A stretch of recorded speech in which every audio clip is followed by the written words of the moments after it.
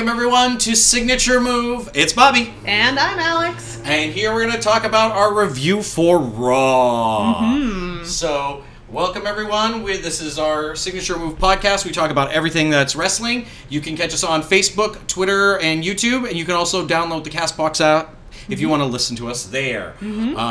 Also, to let you know, tomorrow we'll be doing our predictions for Hell in a Cell, which is this Sunday. And my God, it caught up with me. I cannot believe that this is the week before the pay-per-view. Wow. Yep. So we'll be doing our predictions tomorrow for Hell in a Cell, so tune in tomorrow. You'll also find out what horrible punishment we will have to endure if one of us is incorrect on Hell in a Cell. So if you want to know about that, you'll have to tune in tomorrow for our SmackDown NXT review, which will also have our predictions. I want to win! Nah, she's not gonna, though. I won last time. Not this time. So here we go. We're going to start off with Raw review. Raw from 9/10/18 in New Orleans. Which is the site of WrestleMania, which we went to this year, which was fantastic. Love you, New Orleans out there. I love that city. Yep, if you're a New Orleans person out there, give us some love, because we love that city. And it was great, and we saw WrestleMania there. What a great town. Yeah. So it's great that the WWE went back there, and they're having their go-home show for Hell in a Cell. Yeah. So it opened with DBZ as No. It opened with Renee Young. Yes. Permanently part of the announcing team.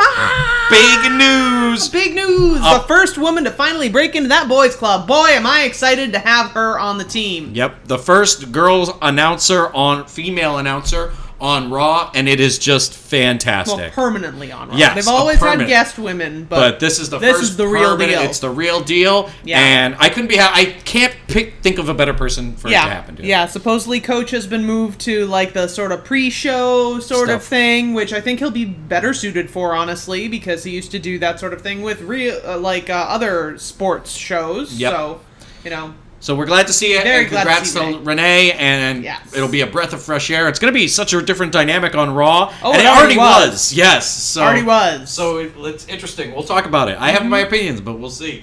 All right, so it opened up with DBZ. So Drew, Dolph, and Braun came out. They did the giant Braun pose, which is like becoming the Super Saiyan pose for me. I gotta say, Dolph Ziggler was so excited to do that pose. Oh, he was wasn't he? Jumping up and down and like, do I get to raise my arms?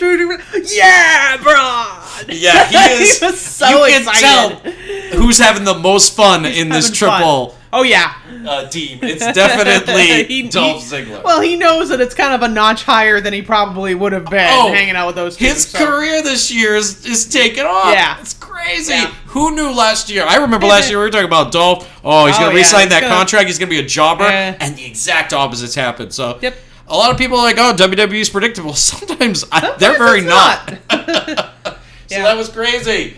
So then we have them come out to cut a promo, and it's the Dogs of War is what they're calling themselves, or the Pack. And they called out all of the heels in the locker room and just wanted them to just stand around them, apparently.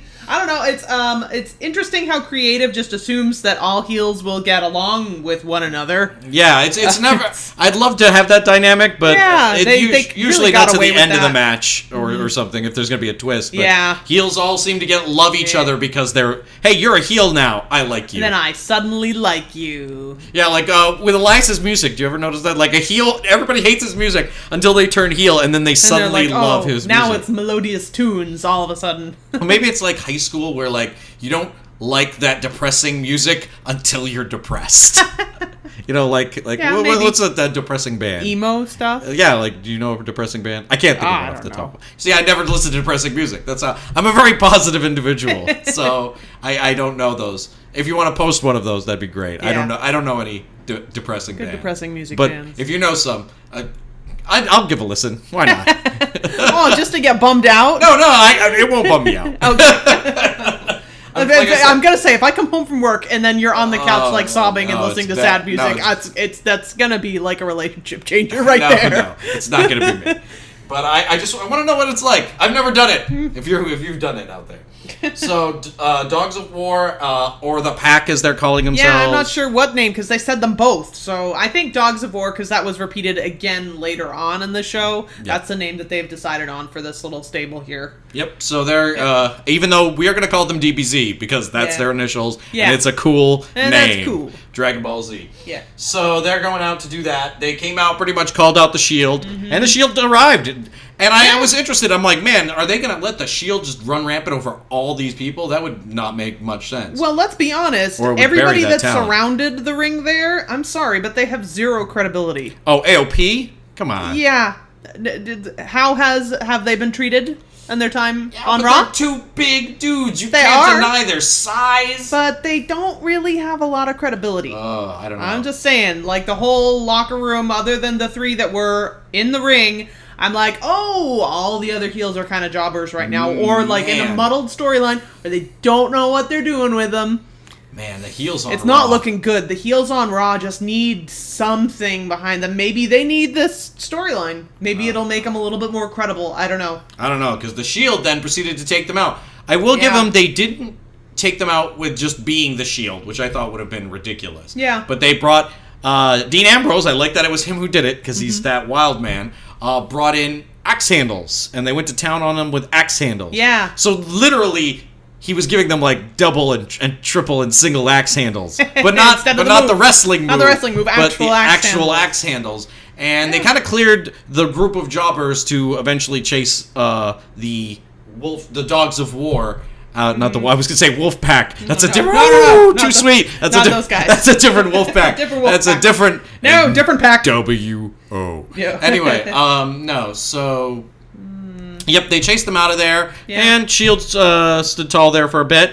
But I liked what happened next, and I do like them using axe handles. Yeah. I find it was a weapon I've yet to see in WWE. Well, I questioned it. I was like, what is that? Is that a kendo stick? No, it's not a kendo stick. And I was like, what? And I actually had to ask you when we were watching it. I was like, those are axe handles. What the heck are they holding? It just looks like planks of weird shaped wood.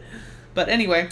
But then, in the very next scene, we would see that there would be consequences for these actions by the Hounds of Justice, as they had to meet the wrath, the ruin of Baron Corbin. Yeah. As he came out and basically had a bunch of policemen there, standing, telling them that they would be... Policemen. They're definitely, like, the same guys that Ronda Rousey beat up, like, 4 weeks ago. One of them was that guy that ran away. I looked at him carefully. I'm like, I think that's all the same guys. I want them to form a group. So they came out, and basically he said that the Shield has to leave, and he's going to keep the peace here. He confiscated their weapons and told them that if they didn't leave, he would have them arrested, and then have them forfeit their titles. Yes, and then go to jail. So Seth would lose the IC belt, end Roman the assault, would lose, or give up your titles, and then go directly to jail. Go to jail. Go directly to jail. Wow. And I gotta give it. Baron Corbin keeps the peace on Raw, way more than Kurt Angle. He put in, he stood up. Then because of, I think, a miscarriage of justice later, something would happen. He did look very stressed at the end. It was. I was like, oh man, thank God he shaved his head, because otherwise he'd be losing his hair over this. Oh man, it was intense. So it looked like the Shield was going to be put a stop to by the heroic Baron Corbin, but that would not be the case.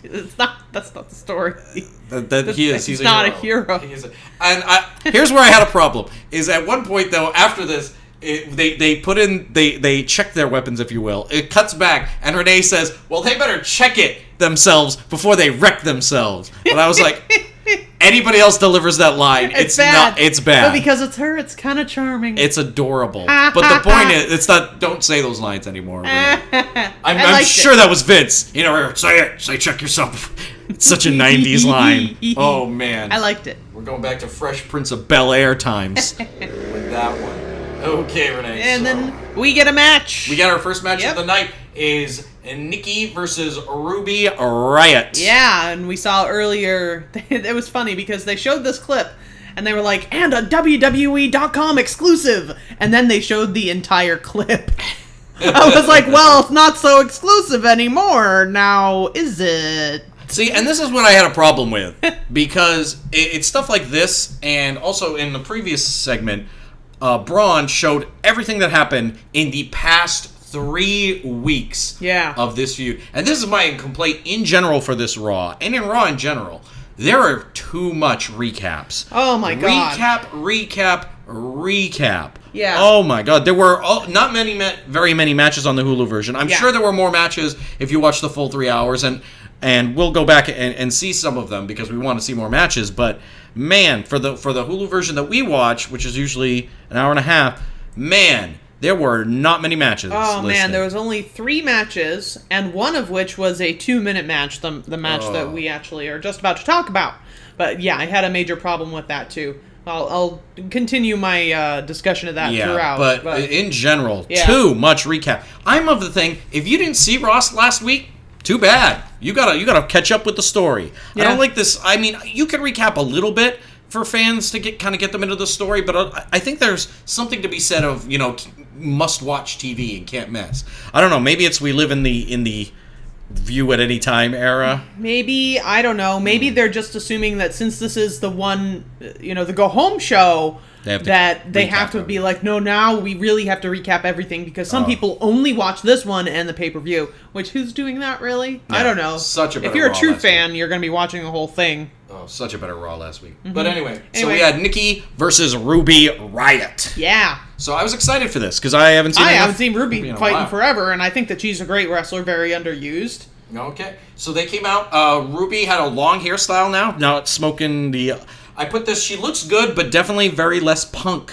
Yeah, that's why I don't really like her long hairstyle. I miss the shorter, because it gave her a more jagged edge. This really gave her like a softer look. Mm-hmm. And for somebody that holds up the Riott Squad and is a punk personality, why would you do that? I mean, I don't know. It feels to me feels like she's copping out. It feels like a powers to be sort of thing. It could be. You have a short haircut and half your head is shaved. That's really freaky looking. Yeah. All our women have to look beautiful. You're not pretty enough to be on Raw. Yep.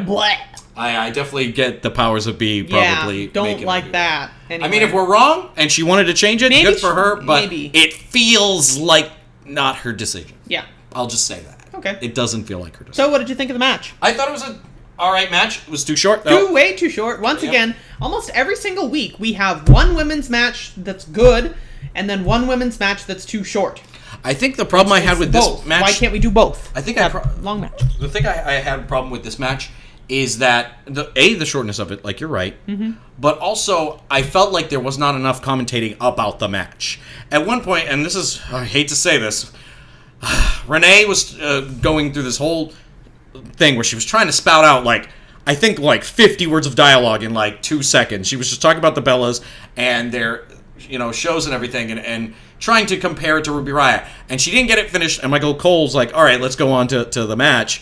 And then later on, Corey Graves came in and let her finish, but then when she finally finished, it was a bunch of drivel. Yeah. So it was pretty much... She lost a little bit of focus there, but I thought it was really rude the way that Michael Cole basically just bulldozed her, and I was like, oh my god, does he listen to himself? Right now, he sounds demeaning. Oh, see? For me, I'm going to disagree with you on that. Yeah. I had a feeling we would disagree on that. He was focusing on the match, which I felt needed to be focused on. Yeah. And I thought her and Corey did a whole mouthfuls. I'm willing to bet, if you go back and listen, paragraphs where they had to say the full paragraph in 2 seconds. And they're like, the Bellas are on Diva and they did this and this and this and this, which is why they're superstars, and this will lead to this, which is why Ruby wants to win over that. It's like...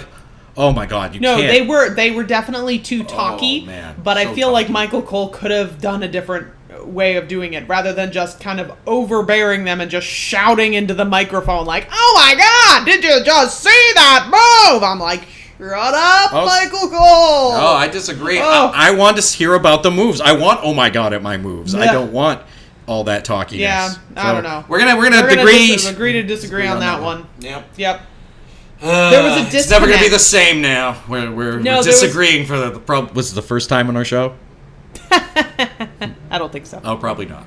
Yeah. It may be the first time. No way. No? Definitely. Anyway, what you're saying? Yeah. There was just a disconnect on the announce team for this one. But I thought felt like they made up for it in the rest, so that's okay. No. Anyway, it was a really quick match. Honestly, I didn't write down any of the moves because it was too quick to do anything. It's just the rack attack for the win.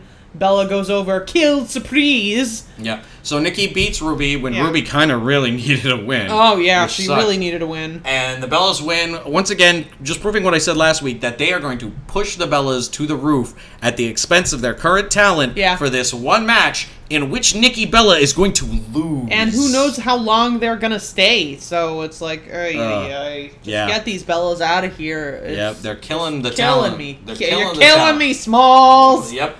I wrote this. I wanted to ask you this. Absolution or Riott Squad, which are more likely to fail or succeed, in your opinion? I think Absolution has more of a chance to succeed because they're on the better show for women's wrestling. I'll put it that way. They're on the better show for women's wrestling. I would say they're on the better show. The way SmackDown. It goes back and forth for me. Raw had a good week last week. Raw had a really good week last week, and SmackDown had a bad one. So it's just it's a weekly thing. All right. Well, But for women, for sure, you want to be on SmackDown. Same thing with tag teams. You want to be on SmackDown. And I think Absolution, they're doing a little bit more with them, maybe. Whereas Riott Squad just been nothing. Riott Squad, boy, yeah, it's not looking good. They're literally fodder for the faceless girls of SmackDown. And they also don't have personalities. That's the other thing that bothers me about the Riott Squad. Is I feel like all three of the characters, Ruby Riott, Liv Morgan, and Sarah Logan, have characters in there. They have potential, all three of them. And they have three different characters. Yes, they are very distinct. But, you are right. But because they're looped into this Riott Squad gimmick, you don't see their personalities. You're right. So you're hitting it right on the nail. That bothers me. Oh, you're hitting it right on the nail. Yeah. That's pretty much exactly what I was going to say. Yeah. You're right. There, you've got the Viking, and they're so cool. Yeah, but they're really cool. But because they're in this weird, they just want to cause chaos sort of thing. It just doesn't work for me. I think that they should split up, but then at the same time, I'm like, oh man, but the women's singles division is so stacked up. Yeah. Then where does that put them? Yeah. At least until Alexa's like out of that picture, but who knows if that's ever. Who knows if that's ever going to happen? So then we had a tribute to the kids of Connor's Cure with the Big Show, which is a really important charity. Yep, and that was nice. I think it went a little long, probably because of the Big Show. I think he was really like taking it slow and taking his time. Maybe he liked being on TV. I don't know. We haven't seen him in a while. We haven't seen Big Show in a long time. But it's a good cause, and it was nice to see the kids. Yeah, that was cute. So then we had a Triple H promo, which is pretty much please watch our house show. Oh, you missed. There was a recap for Hell in a Cell. For this time, a recap for SmackDown. And then another recap with Shawn Michaels. Oh, so much recap. So you're seeing where I'm going with this recap. Why? Much. Anyway, recap. And then Triple H came on to further recap what he said 3 weeks ago. Blather, blather, blather. I mean, it's just like I'm so ready for this super showdown to just happen in Australia. This house show that's so important to the WWE that it must take up, at least 20 to 30 minutes of our TV time on a show that isn't gonna lead to anything. As you can see, Alex has feelings about it. It's bothering me. And he did everything. You could see Triple H did everything in his power to not say, you know what I find funny? Because he definitely said, that the Undertaker was rattled and he's lost respect for him. I will say I'm glad he kept it short. This was definitely probably one of Triple H's shorter promos, which thank goodness for that at least. But I gotta agree with you. Nothing he said this week was any different. Or made you anticipate the match. That's the thing. If you're gonna have a promo, it's gotta make you want to see that match more. Which the Shawn Michaels one last week kinda did. This did absolutely nothing for me except waste my time. And my time has already been wasted by recap, Connor's Cure, recap, jobbers. All right. So she's not really happy. Not happy at this point.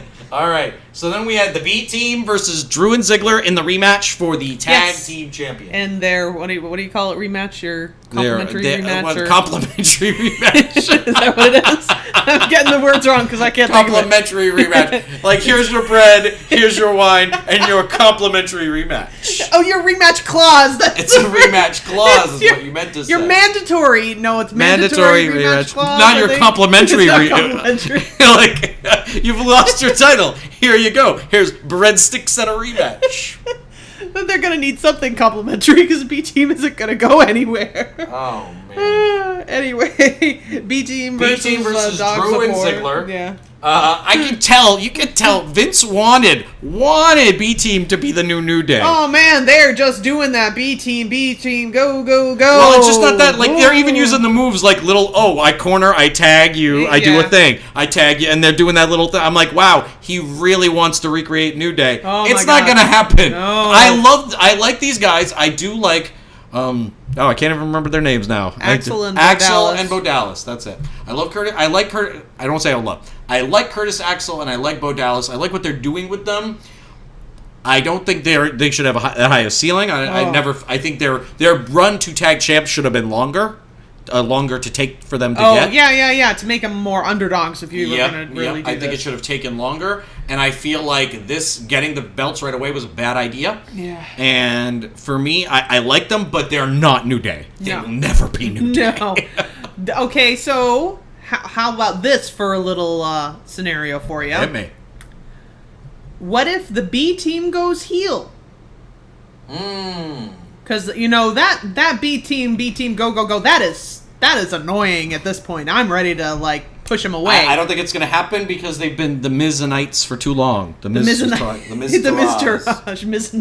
Oh, man. That just made me think about the Miz, like, on a horse, like, commanding a medieval battle. Mizanites, or the Miztourage, or whatever you want to call them. They've been heels before. Yeah, okay. You're probably right.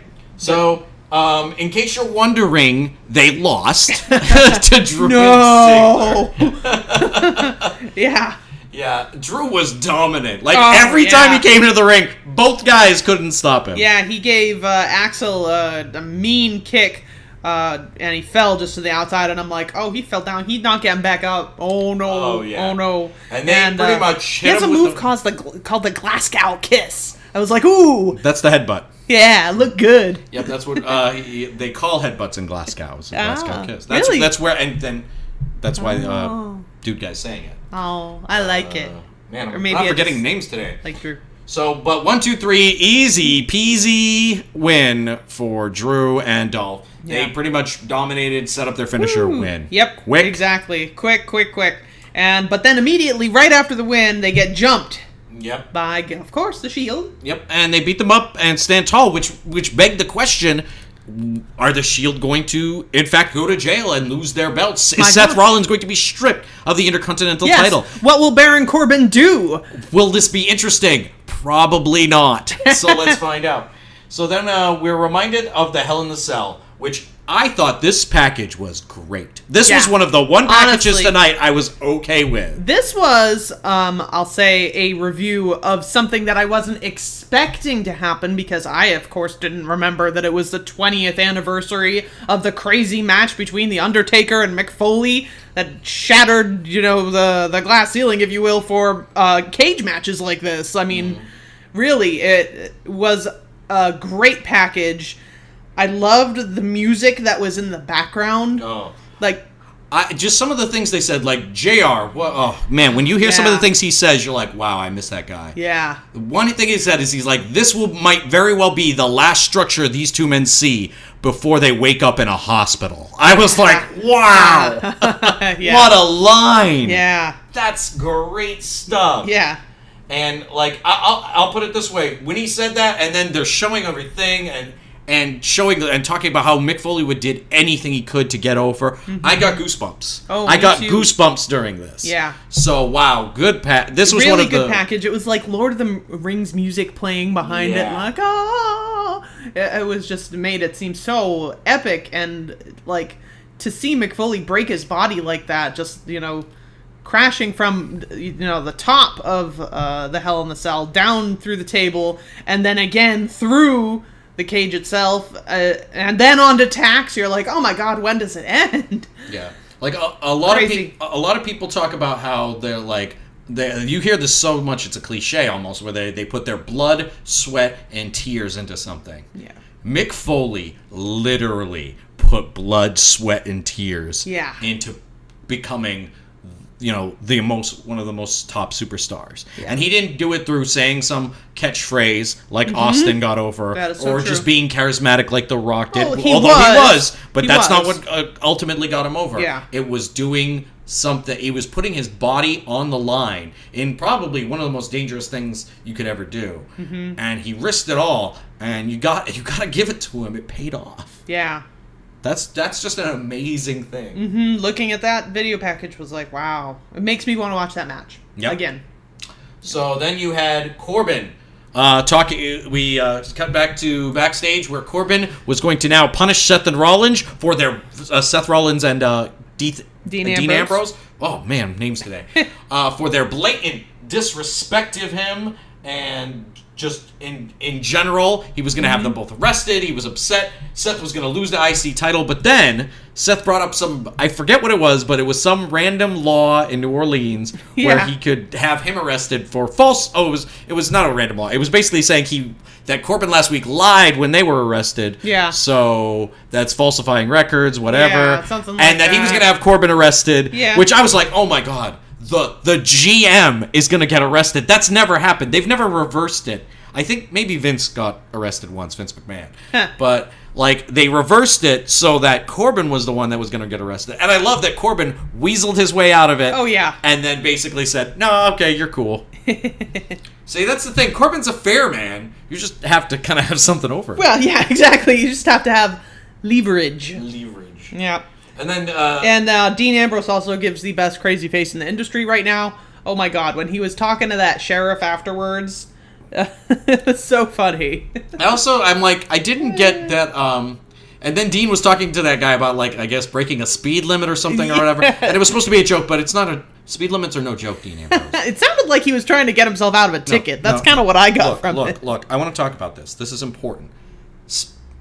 There's a reason we have speed limits, Dean Ambrose, in our country. People are injured every day because of people like you breaking the speed limit, going through stop signs, doing things that they shouldn't. And I take it very seriously. Oh, come on. No. He's the this is lunatic fringe. I'm giving our audience an important announcement. No, shove off. Obey. Continue. Let's continue. No, I'm going to... All right, fine. Obey your speed limits, everyone. Be safe out there. Don't be a Dean Ambrose. And get out of here. All right. Anyway, so then he set up a tag team match for Hell in the Cell. Yeah. So it's going to be. Wait. He did that after another recap of SmackDown. AJ, I wrote down every single time it happened this time because it was irritating me so much. There was a recap in between segments this time. There was the segment here. There was another recap between AJ and Samoa Joe, and then it went to this one. You won't let me talk about speed limits, but you're going to mention every recap every single one. Oh, my God. So, anyway, he came in and talked to Team DBZ, setting up this tag team match between Seth Rollins and Dean versus Drew and Seth. I think it's going to be a great match. Yeah. I love that he talked about he had to because it was an epic match, and he had one reason. He had his reasons, but I don't have to talk about them now. And you know what, Brad Corbin? You don't. You don't really. You don't have to talk to him. You're the general manager. You can do whatever you want. So then he set that up. Braun then decided to go big dog hunting. And left to go look for Roman Reigns. I had to tell you, though, you cannot hunt dogs in this country. It's actually illegal. I'm pretty sure you cannot dog hunt. That is not a thing. Maybe you can in Australia. We're not. Because they're going to Australia and for the big dog hunt because they have wild dogs there. So I apologize to any Australians watching. Alex is clearly racist against Australians because she's assuming dog hunting is available. Wild dogs. They have wild dogs there. The dingo ate your baby. Okay. Yeah, dog hunting, I would say, is illegal in most countries. We'll just have to agree to disagree on that one. All right. So... the next match came up was Mickie James and Alexa Bliss. versus Ronda and Natalya. Yes. And Alicia came out looking like $1 million. Yeah, she's wearing the same shiny dress that she was wearing last week, and this time she had on a captain's hat. Yep. But it was a shiny captain's hat. She looked so good. Yeah, she looked great. I miss Crazy Alicia, but we're probably never going to get her again. She's probably stuck doing toady duty. Yeah, she's on toady duty. It's all right. Yep, Toadie's got a toad. Yep, Toadie's got a toad. So, Alicia looked like a star, but she's not other than a sidekick. I like where I think Corey brought up that Ronda is bringing her pet cat, Natalya, to the ring. Yeah. Ouch. Brutal. Come on. Yeah. That was kind of harsh. That was kind of harsh. So, ouch, Corey. I like that there was no mention of friendships during this match. It was a competitive match, and it was about their title match and about competition. No mention of friendship being magic in this, which I appreciate. Thank God. Well, they might have mentioned it a little bit between Ronda Rousey and Natalya, because they've been playing that storyline for a while. No, they did afterwards a little bit, but I actually love how natural Ronda Rousey looks right now. Now that seems like she's finally gotten rid of a lot of the jitters that she had in the beginning, and she knows who her character is, and she just looks very natural when she's just strutting down to the ring, and, you know, I'm really glad that she's wrestling a lot more. It's great to see her fully, ready to go. That's what I'm saying. Yep. And so I thought the match was great. I thought it was a good back and forth. Ronda sold a lot more. I think Corey Graves mentioned at one point that this is the first time she looked like she was on the defensive in a match, and I think it was. I think so, too. And so I was glad to see her selling a bit more. And, you know, Natalya is just as good as she ever was. Such a good wrestler. And solid match all around. I loved, at one point, Alexa Bliss slapped Ronda, and then the whole crowd reacted like, whoa! And then it just led into them doing the heart attack. Yes! Which was a highlight. Really good spot. And we got to see the heart attack. We got to see that. Lots of good heat for Bliss and Mickie James, but I think it's also just reverse heat because people love Ronda Rousey so much, so it's good. This is one of the things that built up this match, which I'm actually not looking forward to Alexa versus Ronda, but you got to admit the build-up for the match has been good. The build-up for the match has been very, very good, and I mean, even though you know the winner, I'm still excited to see it. Yeah, me too. Yeah. So hopefully a good match. I'm looking forward to it. Yeah, so Ronda ended up winning, of course. She delivered the armbar to Mickie James while looking directly at Alexa Bliss. Like, no, this is how you do the armbar properly. Oh, yeah, I like that. Because Alexa's been mocking her. She mocked her in this match trying to do the armbar, and she proved her wrong, and she tapped out Mickie James. Yep. I'm pretty sure Ronda's winning that match and pretty handily. Yeah, and they kind of gave Alexa Bliss the upwards momentum there because after the match, she just gave a swift kick to Ronda Rousey's ribs, which actually looked really good in the slow-mo. I don't know if anybody watched that slow-mo, but I was like, oh, it actually did look like it hurt. She hit her square in the ribs. I feel like she didn't get the one up, though. Like, she got that little kick, but that's not going to pertain to Ronda winning. Yeah. So, in the end, I think Ronda's going to... She didn't stand tall, exactly. Yeah, and I definitely think that Ronda might even squash her, because the other match was pretty competitive. Although they've yet to have someone squash Alexa. I think they really like Alexa. Yeah, they really like Alexa. They want to make her seem like a strong competitor. So I don't think it's going to be a squash. Yep. So then we had Elias. Recap. Okay. Becky and Charlotte. Okay, next. Then we had Elias showing up, but that was just a hint because he was backstage, and then Braun came striding in. I don't know what you want to call it, but he basically threatened people backstage, and one poor guy, that guy got wrecked. He lifted him up off the ground. He was yelling at this poor little intern. It seriously looked like he lifted him about 10 feet above the ground. Man. And shouted, "Where's Roman?" and then just tossed the guy into some pipes because pipes make the best noise. Yeah, what I really like is he let the guy go, so you thought he was going to escape for a second, and then he grabbed him by the collar and pulled him back. I was like, oh, so close, man. So close to getting away. But he didn't. And so, man, Braun is a scary, scary man. Yeah. That dude is very scary. He continued his big man temper tantrum there. Yeah. Woo! And so they kept talking about Ronda's ribs. Like, is she going to be injured? Because the next segment was them talking about Ronda and Ronda's ribs. And they were talking about her through the match. It just made me hungry for ribs. It sounds like good Ronda ribs. Ronda ribs. Delicious. Like not Ronda's physical ribs, but if Ronda opened up a barbecue store and then she called Ronda's ribs, I would like, that sounds delicious. You're weird. I'm weird. That's a little strange. You're the one talking about every recap that they ever seen. Yeah. Well, that's my main point.